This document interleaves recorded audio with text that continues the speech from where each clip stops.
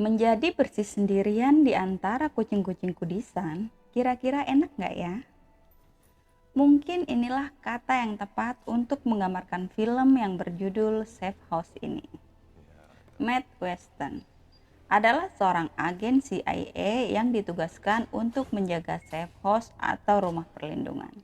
Ia sudah merasa jenuh dengan pekerjaannya itu, karena sudah berbulan-bulan yang dilakukannya hanyalah memandangi tembok kosong seorang diri. Ia kemudian menghubungi atasannya, David Barlow. Ia mengatakan kapan ia ditugaskan ke lapangan. Dan David mengatakan jika Matt belum cukup berpengalaman untuk tugas berat itu. David kemudian memintanya untuk bersabar dan ia berjanji untuk membantunya. Di sisi lain, tampak seorang agen senior CIA yang bernama Tobin Frost sedang menemui kenalannya dari MI6, yaitu sebuah agen rahasia milik Inggris yang bernama Alex Wade. Ia memberikan sebuah file original penting yang sudah lama ditunggu oleh Tobin. Alex mengatakan jika dengan file itu dunia akan menjadi kecil bagi Tobin. Dan bos mereka tak ingin file itu terlihat di luar sana. Tobin kemudian pergi ke toilet. Ia mengeluarkan alatnya dan mengekstrak file itu menjadi sebuah chip dan kemudian menyuntikannya di tubuhnya. Ia kemudian membayar seseorang untuk menyamar menjadi dirinya. Dan tak lama setelah itu, seorang agen lainnya yang bernama Vargas telah mengintainya dan langsung menembak mati orang itu.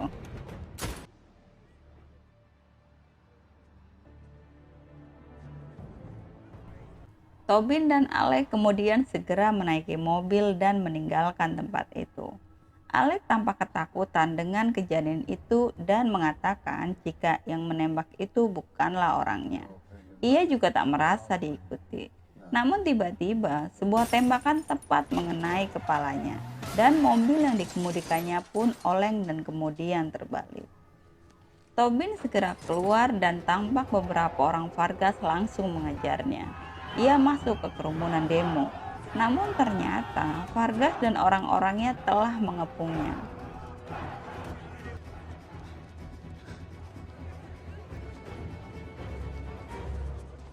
Tobin yang terdesak kemudian segera masuk ke kantor konsultan jenderal Amerika Serikat di Cape Town, Afrika Selatan, dan ia pun menyerahkan diri. Ia telah lama menjadi buronan dari beberapa negara karena ia dituduh telah menjual rahasia negara. Vargas dan timnya lalu mundur.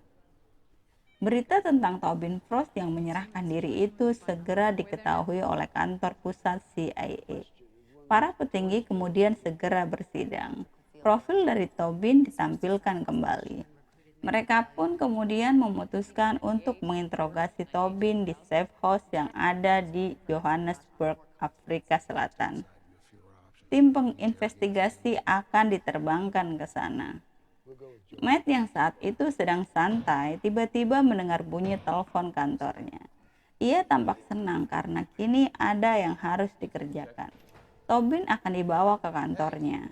Ia segera memberitahu pacarnya bahwa ia membatalkan janjinya untuk hangout. Ia mengaku bekerja sebagai petugas medis dan sedang ada pekerjaan mendadak. Tim yang dipimpin oleh Daniel Kiefer telah tiba di safe house. Matt mempersiapkan segalanya untuk tim Kiefer. Ia tampak mengenali buronan nomor 1 di CIA itu. Kiefer memintanya untuk mematikan seluruh CCTV di ruang interogasi. Mereka akan menyiksa Tobin. Wajahnya ditutup dengan handuk basah dan kemudian ia disiram dengan seember air dingin. Namun Tobin tetap tak mau memberikan jawaban.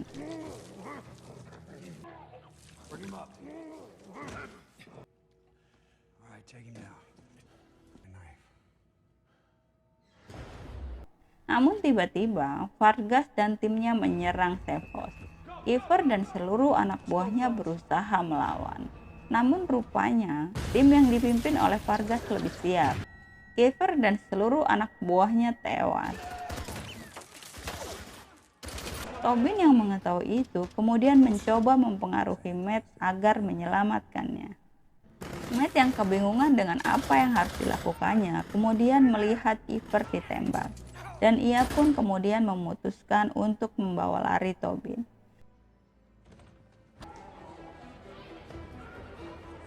Ia menyetop sebuah mobil dan memasukkan Tobin ke dalam bagasi. Vargas dan timnya yang mengetahui itu kemudian mengejarnya. Sambil tetap mengemudi dengan kecepatan penuh, Matt menghubungi kantor pusat CIA. Catherine yang menerima itu kemudian mendiskusikan dengan bosnya. Mereka menyarankan Matt agar tak menuju ke kedutaan dengan alasan jika terjadi serangan di kedutaan akan mencoreng wajah Amerika. Catherine kemudian meminta Matt agar mengikuti standar protokol sambil mencari tempat yang harus dituju. Sementara Vargas dan timnya telah berhasil mendapatkan mobil Matt. Mereka terus memepet dan menghujani tembakan. Namun rupanya, Matt sangat jago dalam menyetir kendaraan. Satu persatu anak buah Vargas mengalami kecelakaan. Hingga akhirnya ia harus menyeberang ke jalur lain. Beruntung tidak terjadi kecelakaan. Dan polisi pun segera datang sehingga Vargas memutuskan untuk menunda mengejarnya. Namun Tobin tiba-tiba berhasil keluar dari bagasi dan menyerang Matt. Tapi lagi-lagi, Matt dengan keahliannya berhasil membuat mobilnya tertabrak dengan aman, sehingga ia berhasil mengusir Tobin kembali. Kini ia meminta Tobin untuk mengemudi. Tobin mengatakan jika Matt disuruh untuk mengikuti standar protokol. Mereka akan mencari data tentang Matt, kemudian mencari hubungan Matt dengan Tobin dan kemudian Matt akan menjadi tersangka. Tobin meminta Matt untuk berpikir bagaimana bisa mereka menyerang safe house. Seseorang telah mengundang mereka, bukan hanya aku musuhmu malam ini, gitu katanya. Ternyata apa yang dikatakan oleh Tobin adalah benar. Direktur Harlan mencari identitas Matt, dari latar belakang hingga kekasihnya. Barlow juga berusaha menyalahkan Catherine dengan mencurigai anak buah Kiefer. Di sisi lain, tampak Vargas sedang menghubungi seseorang yang menyuruhnya. Ia diminta untuk membunuh Tobin secepatnya atau ia tak mendapatkan bayarannya. Matt dan Tobin kini telah tiba di rumah aman lainnya. Ia memborgol Tobin dan kemudian menelpon pacarnya. Ia mengatakan pekerjaannya sangat berat. Ia meminta pacarnya untuk melihat apakah ada yang mencurigakan di sekitar rumahnya. Dan pacarnya mengatakan jika ada mobil polisi yang baru saja datang. Matt lalu memintanya untuk segera pergi ke rumah temannya. Pacar Matt yang masih kebingungan akhirnya terpaksa menuruti permintaannya. Tobin yang mendengar percakapan Matt kemudian mengatakan jika pekerjaan Matt akan membuatnya susah untuk memiliki hubungan yang serius. Pacarmu tak akan meninggalkanmu, kaulah yang akan meninggalkannya. Dan semakin pusing dengan semua perkataan Tobin yang dipikirnya adalah benar. Ia kemudian menghubungi Barlow, dan Barlow memintanya untuk membawanya ke rumah aman lainnya. Ia menemukan petunjuk GPS yang ada di lokasi yang dirahasiakan, dan tugasnya akan selesai. Matt kemudian membawa Tobin ke stadion. Ia akan menuju ke loker tempat GPS itu disimpan. Namun saat akan kembali ke mobilnya, Tobin kemudian meminta tolong kepada polisi stadion. Ia mengatakan jika ia diculik, sehingga polisi pun berdatangan dan mengamankan keduanya. Matt dan Tobin dibawa ke tempat yang terpisah, dan saat mereka sudah aman dari Matt, Tobin melumpuhkan para polisi yang membawanya. Matt menunjukkan itu pada petugas yang menahannya, dan saat mereka pergi, ia juga menyerang penjaga dan kembali mengejar Tobin. Namun polisi stadion mengejarnya hingga ia harus melumpuhkan mereka.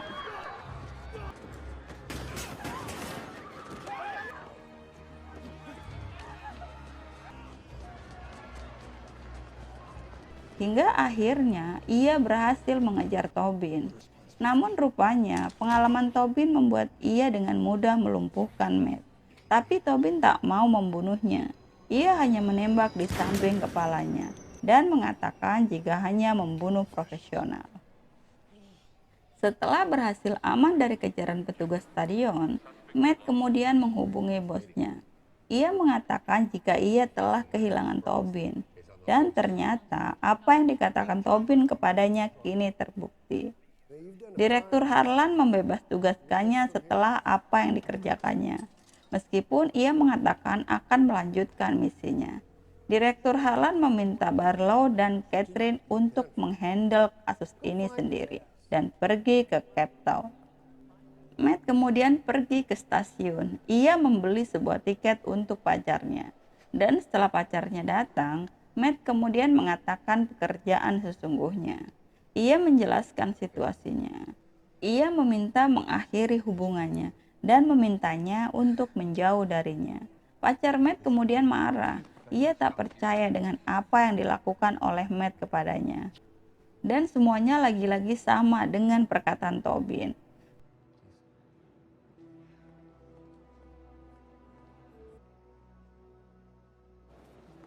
Matt kemudian pergi ke warnet. Ia mempelajari file milik Tobin. Ia ingin tahu kemana ia akan pergi. Sementara itu, Tobin kini telah mengeluarkan chip yang disembunyikan di tubuhnya. Ia kemudian menuju ke rumah teman lamanya, Carlos Villar. Ia disambut baik di sana. Carlos kemudian membawa Tobin ke ruang pribadinya. Carlos mengira Tobin telah mati. Ia sangat bahagia melihat Tobin masih hidup. Tobin kemudian mengeluarkan chipnya. Ia menunjukkan isinya. Ia mengatakan kepada Carlos bahwa itu bisa membuatnya menjadi kaya dan bisa membelikan mereka minuman. Ia meminta Carlos untuk membuat identitas baru untuk Tobin. Setelah paspor itu selesai, Carlos mengatakan kepada Tobin untuk menghentikan semuanya. Ia tak membutuhkan uang itu. Dan tiba-tiba sebuah tembakan mengenai lengannya. Tim Vargas telah datang dan membunuh keluarga Carlos. Carlos yang berusaha melindungi Tobin dan juga keluarganya akhirnya tewas. Ia begitu menyayangi Tobin. Tobin kini terus berlari dari satu atap ke atap lainnya. Sementara itu tim Vargas terus menembakinya. Matt juga sudah sampai di tempat Carlos. Ia berusaha untuk menolong Tobin. Hingga akhirnya Tobin berhasil naik ke mobilnya.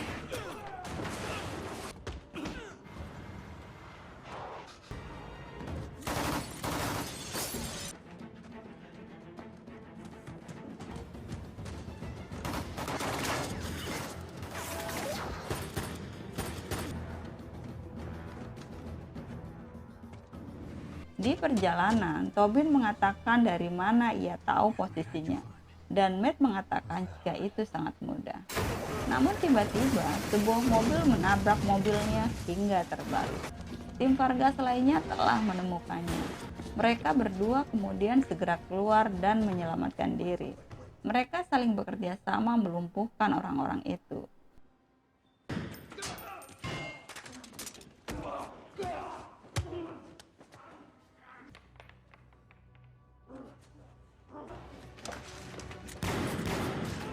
Tobin tertembak di kakinya, sementara Matt hampir saja kalah.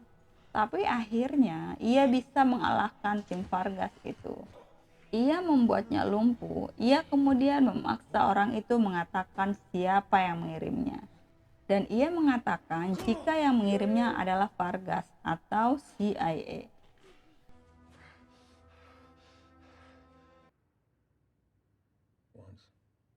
Setelah merasa aman, kini Matt mengobati luka di kaki Tobin. Tobin kemudian menceritakan semua pengalamannya. Ia mengatakan betapa kotornya agen CIA. Mereka akan saling membunuh dan membuat hidupnya sangat kotor. Mereka terlihat sebagai tim gini. Tapi Matt mengatakan jika ia akan tetap menyerahkan Tobin. Sementara itu, kini Barlow dan juga Catherine telah sampai di Johannesburg. Anak buah Catherine lalu menjemputnya. Ia akan mencari tahu segala informasi yang dibutuhkan. Ia terpisah dengan Barlow, dan setelah mendapatkan apa yang dibutuhkan, ia kemudian menelpon Barlow, dan mereka berjanji untuk bertemu dan menuju ke safe house bersama. Setelah bertemu, Catherine mengatakan kepada Barlow jika Tobin mendapatkan sebuah chip dari Alex Witt. tapi ia tak mau mengatakan apa isinya. Dan saat ia akan menaiki mobil Barlow, tiba-tiba Barlow menembaknya dan membunuhnya. Sedangkan Matt kini telah tiba di safe house yang ditujukan oleh Barlow. Seorang petugas safe house bernama Keller menyambutnya dengan membawa senjata laras panjang. Tapi berkat Tobin, ia akhirnya berhasil masuk dengan aman. Ia kemudian meminta Keller untuk memborgol Tobin di pipa. Ia kemudian memintanya untuk menghubungi tim penjemput. Keller tampak santai dan bersahabat. Namun di saat Matt lengah, tiba-tiba Keller menyerangnya. Mereka kemudian bertarung dan saling membunuh, hingga keduanya terjatuh dari lantai 2.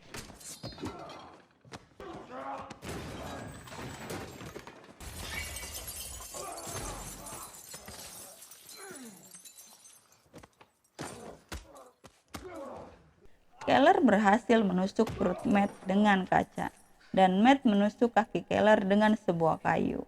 Keller yang kesakitan pergi untuk mengambil pistolnya, tapi Matt berhasil menyerangnya dan membunuhnya.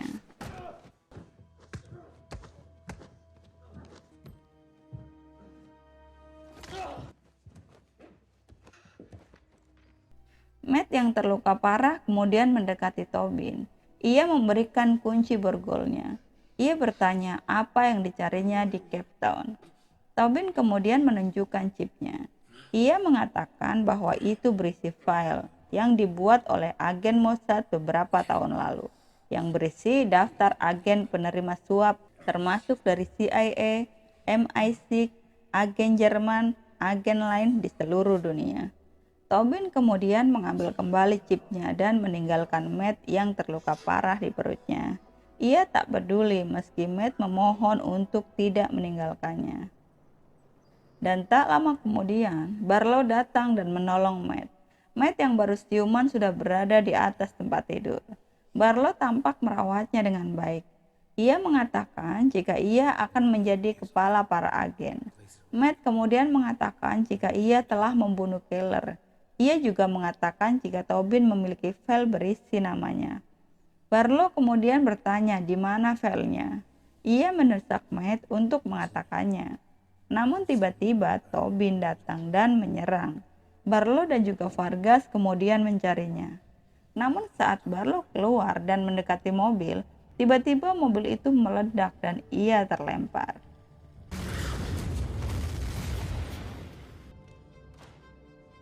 Tobin kemudian membunuh Vargas dan seluruh timnya. Ia kemudian akan menyelamatkan Matt. Tapi tiba-tiba Barlow datang dan menembak Tobin di dadanya. Dan Tobin pun roboh.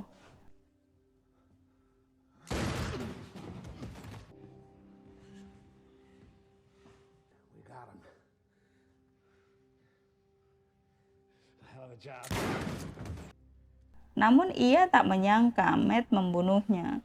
Matt lalu mendekati Tobin. Tobin kemudian memberikan chipnya. Ia mengatakan bahwa Matt lebih baik darinya. Ia tahu apa yang akan dilakukan Matt. Meskipun itu bisa membuat Matt menjadi kaya, dan tak lama kemudian ia pun tewas.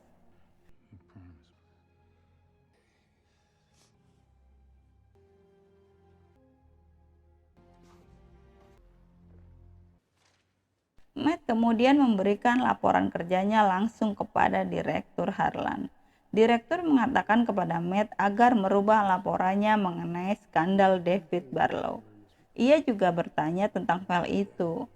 Ia menawarkan jabatan kepala agen kepada Matt, tapi ia juga tak lupa mengancamnya. Matt kemudian mengirimkan file itu kepada media dengan anonim, dan dunia pun menjadi heboh. Banyak kepala agen rahasia tiap negara ditangkap. Matt kemudian pergi ke Paris. Ia melihat dari kejauhan Anna pacarnya. Dan film pun usai.